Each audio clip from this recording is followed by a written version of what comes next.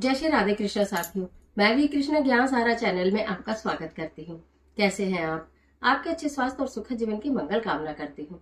आपके अपने इष्ट देव को कोटि कोटि नमन करते हुए, बड़ों को प्रणाम करते हुए वीडियो प्रारंभ करते हैं। साथ ही वट सावित्री व्रत की अनंत शुभकामनाएं। सभी बहनें सदा सुहागन रहे, अखंड सुहाग की उन्हें प्राप्ति हो, उनके पति दीर्घायु हो, उनके पति खूब तरक्की करें, निरोगी रहे, स्वस्थ रहे और आपसे बहुत प्रेम करते रहे। ऐसी मेरी हृदय से आप लोगों के लिए प्रार्थना है, ईश्वर से करबद्ध निवेदन है। तो वट सावित्री व्रत की पूजा का शुभ मुहूर्त क्या है, सरल पूजन सामग्री से हम पूजा कैसे करें, घर में करें तो किस प्रकार करें और बाहर जाकर करें तो किस प्रकार करें, समस्त जानकारी लेकर एक ही वीडियो में आपके बीच में। चलिए झटपट वीडियो प्रारंभ कर लेते हैं। लेकिन उससे पहले चैनल पर नए आए हैं तो चैनल को सब्सक्राइब जरूर करिएगा और बेल आइकन का बटन भी प्रेस करिएगा, जिससे आने वाली वीडियोस का नोटिफिकेशन आपको मिले सबसे पहले। मैं बात कर रही हूँ वट सावित्री व्रत की, जो कि 6 जून दिन गुरुवार को है। वैसे तो ये 3 शुभ संयोग में जो वट सावित्री व्रत आ रहा है, क्योंकि शनि जयंती और अमावस्या में तो खैर वट सावित्री व्रत होता ही है। इसे बड़ अमावस्या भी कहते हैं, ज्येष्ठ माह की अमावस्या। तो अब इसमें 2 चीजें होती है कि या तो हम वट वृक्ष की पूजा करने वट वृक्ष के पास जाए, वो ही अति उत्तम रहता है। और यदि घर में कर रहे हैं तो देखिए टहनी ना तोड़े, मैं एक अलग से वीडियो इसके लिए दूंगी। लेकिन मैं आप देख रहे होंगे गमले में ये मैं नर्सरी से छोटा सा ये बड़ का पौधा नर्सरी से लाकर इसमें लगा लिया है। फिर इसको हम किसी मंदिर में रख कर आ जाते हैं, वहां पर फिर ये थोड़ा बड़ा हो जाता है तो गमले से निकालकर मिट्टी में रोप दिया जाता है, जो कि विशाल वृक्ष बन जाता है। ये तो है सही तरीका, बाकी आप जैसे आप ठीक समझे वैसे कर लीजिएगा। तो हमने ये बड़ की पूजा करनी है, अगर घर में तो ऐसे करें, नहीं तो जहां वृक्ष पर जाए तो अति उत्तम रहेगा। ठीक है, मैं यहाँ करके दिखा रही हूँ, सेम वही प्रोसीजर आपको बाहर करना है। पहले तो बताओ श्रेष्ठ मुहूर्त, क्योंकि कोई भी पूजा करना मुहूर्त बहुत जरूरी होता है कि आप किस मुहूर्त में उस पूजा को कर रहे हैं तो उसका पूर्ण फल आपको प्राप्त हो। तो 11:52 से 6 जून दिन गुरुवार को 11:52 से 12:48 तक, मोटे शब्दों में आप जान लीजिए तो 12 बजे से लेकर 12:45 बजे तक आप लोगों को पूजा करने का समय शुभ मिल रहा है।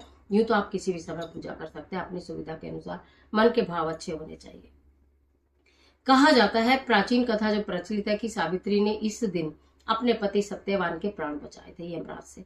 तभी से सभी सुहागन स्त्रियां जो है अपने पति की दीर्घायु के लिए इस व्रत को किया करती हैं, इस पूजा को किया करती हैं। अखंड सुहाग के लिए, सौभाग्यवती बने रहने के लिए इस व्रत को और पूजा को किया जाता है।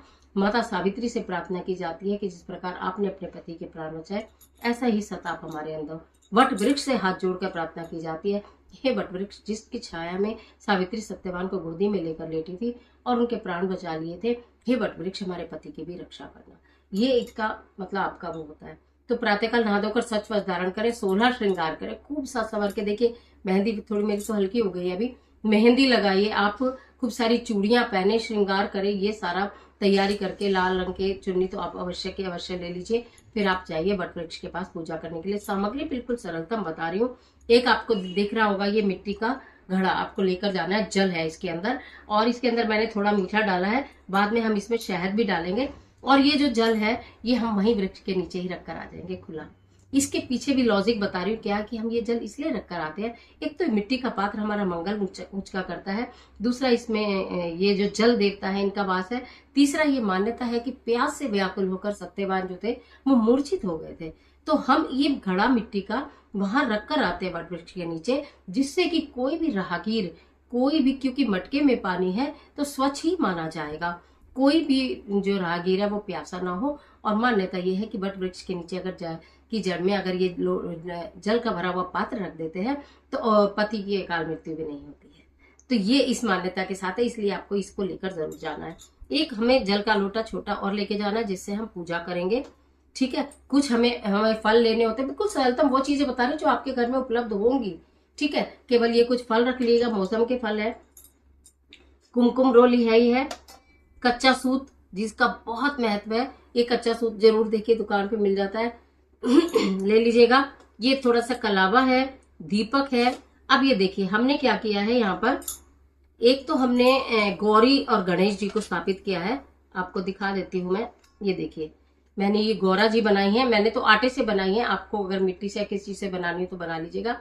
ये गणेश जी हैं। सर्वप्रथम हम गौरी गणेश जी की पूजा करते हैं किसी भी पूजा में, आपको अच्छे से मालूम है। उसके बाद मैंने सत्यवान और सावित्री बनाए हैं, ये सावित्री मैया बनाई है। मेरे को तो जैसी आती थी मैंने बना ली, आप अपने अच्छे से बना सकते हो, बनाए। सत्यवान मुझसे नहीं बने हैं तो मैं सुपारी का रूप दे रही हूँ, सुपारी को सत्यवान का रूप दे रही हूँ। कहने का मतलब यह है, सत्यवान और सावित्री को भी मैंने स्थापित कर दिया है, गौरी और गणेश जी को भी मैंने स्थापित कर दिया है। दीपक लिया है, कुछ खास ऐसी विशेष सामग्री नहीं ली है। चने का महत्व होता है, भीगे हुए चने, उबले हुए चने, जो भी हो। ये काले चने का बहुत महत्व है, वैसे भी अमावस्या पर काले चने का महत्व होता है, जरूर से ले लीजिएगा। मिठाई में मैंने गुड़ लिया, आप हलवा, पूरी, खीर, जो भी आपने पकवान बनाए हो वो आप ले सकते हैं। अमावस्या है तो मैं थोड़ा लड्डू में ज्यादा विश्वास रखती हूँ। एक मैंने सफेद रंग का रुमाल लिया है, जो कि सत्यवान को वस्त्र के रूप में हम अर्पित करेंगे। पंखे का इसमें बहुत महत्व है। इस वाली अमावस्या पर कहते हैं कि सावित्री ने सत्यवान को पंखा झला था, तो हम पूजा करने के बाद पंखा भी झलते हैं और इसी पंखे को फिर घर ले आते हैं। कुछ लोग दो दो पंखे ले जाते हैं, एक वहां छोड़कर आते हैं और एक घर लेकर आते हैं। मैं वहां पर जल छोड़कर आती हूँ, लेकिन पंखा हम ले आते हैं वापस और घर आकर अपने पति की इससे हवा करते हैं। पंखा बहुत शुभ हो जाता है जब हम ले जाकर इसकी पूजा कर लेते हैं। उसके बाद आकर पति के को इससे हवा हम करते हैं, चाहे कितना भी आपके घर में एसी लगाओ। लेकिन अगर कभी भी पति को बहुत गुस्सा आ रहा हो, ये एक पंखा ऐसा रख लेना जो हर बड़मावस पर पूजा आप करते हैं, जिससे जैसे ये मेरा पंखा है, मैं इसमें करती हूँ। तो जब भी पति को बहुत गुस्सा आ रहा हो तो आप ये पंखा जल देना। आपको हंसी तो आएगी मेरी बात सुनकर, लेकिन ये लॉजिक की बात है, बहुत जबरदस्त वाली बात है। हवा के साथ साथ गुस्सा जो है वो छू हो जाता है। मतलब ये पंखा मैं लेकर आई थी, आप भी लेकर आइएगा। इसके साथ साथ देखिए, पूजा करने की प्रथा होती है। श्रृंगार की सामग्री और वस्त्र, कहा जाता है कि ये सारा सामान हम फिर अपने से बड़ों को दे देते हैं। कुछ सामग्री, सारी श्रृंगार की सामग्री अपने यूज में नहीं लाते हैं और ना ही सारी हम देते हैं। कुछ हम अपने लिए लाते हैं, कुछ दे देते हैं, दक्षिणा रहती है उसके ऊपर। ये साड़ी है, ये देखिए चूड़ियां है मैचिंग की,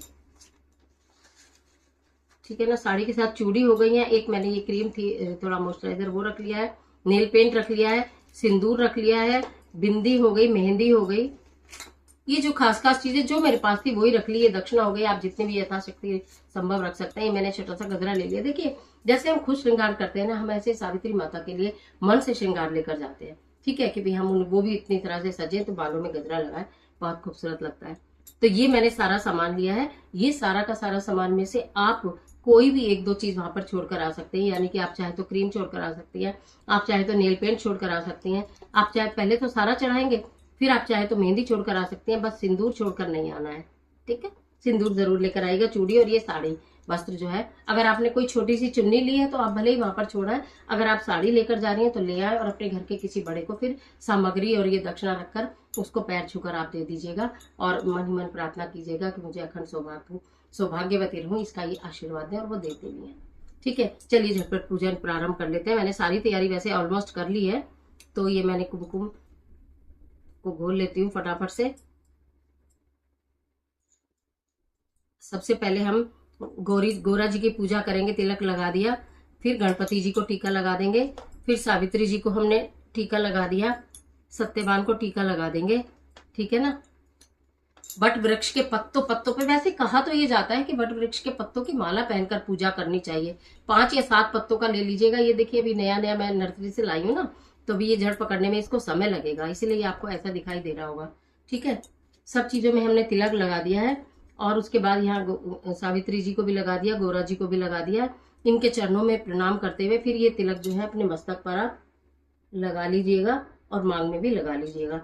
कहा जाता है कि अगर हम माला नहीं पहन रहे तो ये वट वृक्ष के में देखो, ये छोटी छोटी कोपल और ये होती है, तो अपना श्रृंगार कुछ ना कर सके तो इसको आप अपने बालों में लगा लीजिएगा, और भी कुछ नहीं करेंगे। तो देखिए, बालों में हमने ये लगा लिया है, ठीक है ना, ये लगा लिया है। हम अब पूजा के लिए हम रेडी हैं।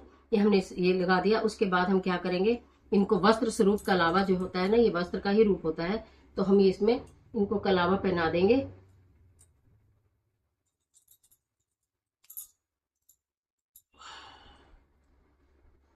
ओम सर्वमंगल मांगल्ये शिवे सर्वार्थ साधिके शरण्ये त्र्यंबके गौरी नारायणी नमोस्तुते। ओम सर्वमंगल मांगल्ये शिवे सर्वार्थ साधिके शरण्ये त्र्यंबके गौरी नारायणी नमोस्तुते। उसके बाद हमने यहाँ पर सावित्री जी को ये पहना दिया। सावित्री माता को आपकी सदा ही जय हो। हे सावित्री माता, हमें भी वरदान देना। ये सत्यवान जी है, इनको प्रणाम कर लिया है हमने। बड़ के पत्तों पर ये रख दिया जाता है और सबको, हमने गणेश जी भगवान को सबको प्रणाम कर लिया है। ठीक है। उसके बाद चने हाथ में लेकर, यूं तो कथा कहते हैं, कथा का बहुत विधान है, कोई भी पूजा करें और कोई अगर व्रत करती हैं तो उसकी कथा अवश्य आप सुनिएगा, ठीक है। कथा का बहुत विधान है। उसके बाद हमने यहाँ पर भी कुछ चने, आप ये देखेंगे कि इसमें कुछ कार्य गुप्त रूप से किए जाते हैं। वैसे आगे और भी वीडियो में दूंगी आपको कि पति को अकाल मृत्यु से बचाने के लिए हमें क्या विशेष कार्य करना चाहिए गुप्त रूप से, वो भी बताऊंगी। आपको शायद दिखाई दे रहा होगा, इसकी जड़ में मैंने रुपया छुपा दिया है, ठीक है ना। हमारे पति को कभी धन की कमी ना हो, ऐसे भाव होते हैं मतलब। तो ये कुछ हमने इसमें चने जो है मैं इसमें चढ़ा दे रही हूँ। इसकी जड़ में मिठाई हमने यहाँ पर रखी दी है इसके पास में, ठीक है। फल ये रहे, फल भी हमने ये समझ लिए चढ़ा दीजिए, फल भी यहाँ पर रख दिए हैं, ये चढ़ा दिए। अगर घर में आप इस तरह से पूजा कर रहे हैं, वहां चढ़ाएंगे तो वृक्ष के नीचे जरूर रख देंगे, लेकिन यहाँ से तो क्योंकि ये सामान जो है फिर मंदिर जाएगा, तो इसलिए मैं इसमें नहीं रख रही हूँ। रख देते हैं, लीजिए, हमने केला भी रख दिया, एक मिठाई रख दी, ठीक है। अब ये सत्यवान जी के लिए रुमाल लेकर आई थी, तो ये रुमाल जो आप लेके जाएंगे, ये रुमाल तो वहीं छोड़ दीजिएगा। अगर घर में पूजा कर रहे हैं तो भी ये रुमाल मंदिर में ले जाकर पंडित जी को जरूर दे दीजिएगा। तो हमने सत्यवान जी के लिए रुमाल लिया है, ठीक है। दीपक प्रज्वलित करेंगे। मैंने ना बिल्कुल इतनी सरलतम चीजें, मतलब आपको हैरानी हो रही होगी, बहुत ज्यादा, देखिए बहुत ज्यादा सामग्री में पूजा, उसमें आपको पढ़ने की आवश्यकता नहीं होती है। आपको केवल वो करना होता है जितना आप सुविधा से कर पाए। ऐसा नहीं हो कि आप सुविधा से वो उन चीजों को कर ना पाए और आप ज्यादा चक्कर में पड़े रहे कि हमें ये भी चाहिए, हमें वो चाहिए, या हमसे ये नहीं हुआ है, हमसे वो नहीं हुआ। दीपक जलाकर हमने रख दिया है, ठीक है। उसके बाद बारी आती है कच्चे सूत को लेकर हाथ में 7 परिक्रमा करने की। 7 बार परिक्रमा करी जाती है, 3 बार परिक्रमा करी जाती है। यदि आपके पति के साथ संबंध मधुर नहीं है, लेकिन फिर भी ठीक है, लेकिन बहुत अधिक मधुर नहीं है, और आपके पति मानते हैं, आपके साथ जाते हैं, तो पति के साथ जाइए और पति के साथ ही मिलकर 21 फेरी लगा दीजिए। 21 फेरी मैं आपको बता नहीं सकती हूँ कि आपको कितना जबरदस्त वाला फायदा इससे होने वाला है, आप अगर इस तरह से कर लेती हैं तो। फिर अगर, क्योंकि ये हम घर में कर रहे हैं, तो बहुत लोग तो घर में आंगन में करते हैं, तो वो 7 चक्कर भी लगा लेते हैं। परिक्रमा लगानी बहुत जरूरी होती है। मैं केवल आपको दिखा रही हूँ, वैसे तो मैं भी परिक्रमा ही लगाऊंगी, लेकिन आपको दिखा रही हूँ करके। तो मैंने इसको 7 जगह कर लिया है। तो आप इसको करने के बाद ना, 7 बार करने के बाद आप इसको राइट सीधी क्लॉकवाइज लेते हैं, एंटी क्लॉकवाइज नहीं, क्लॉकवाइज लेते हैं।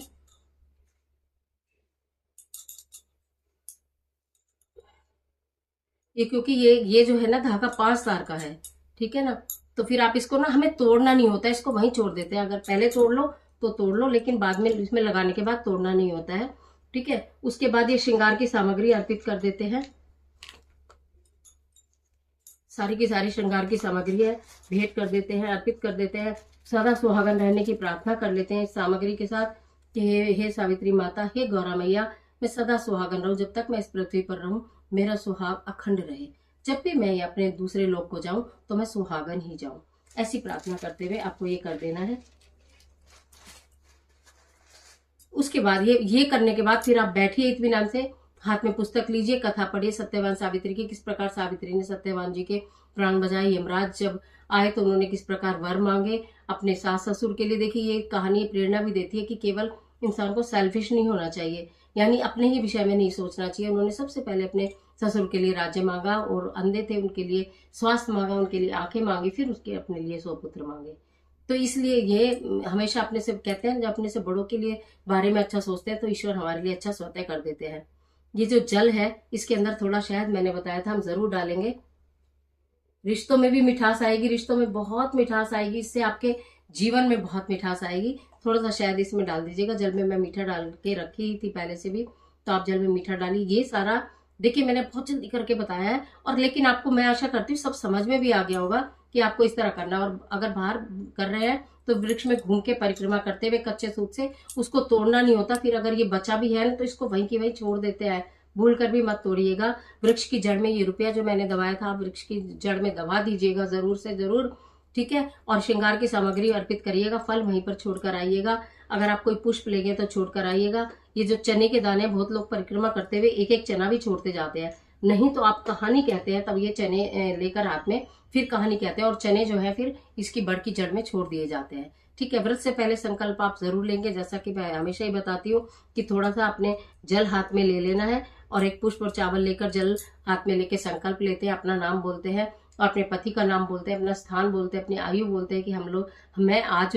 वट सावित्री व्रत कर रही हूँ 6 जून 2024 को अपने पति की दीर्घायु के लिए। हे प्रभु से स्वीकार करना और उसे भूमि पर छोड़ दिया जाता है, ये संकल्प है।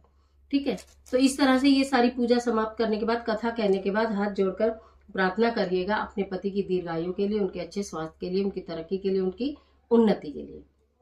उसके पश्चात जब आप वहां पर कर रही हैं तो ये सब सामग्री छोड़ेंगी। मैंने बोला है कि श्रृंगार की 1-2 चीज वहां छोड़ दीजिएगा, बाकी लेकर आइएगा। ये अपने किसी बड़े बुजुर्ग को दीजिएगा, कोई बड़ा बुजुर्ग नहीं हो तो कोई जेठानी हो उसे दे दीजिएगा, ननंद को दे दीजिएगा, नहीं तो फिर किसी पंडितानी को दे दीजिएगा अगर कोई नहीं है। अगर आपने साड़ी सूट इत्यादि रखा है तो पंडितानी जी को भी आप देंगे तो उससे भी बहुत अच्छा रहता है।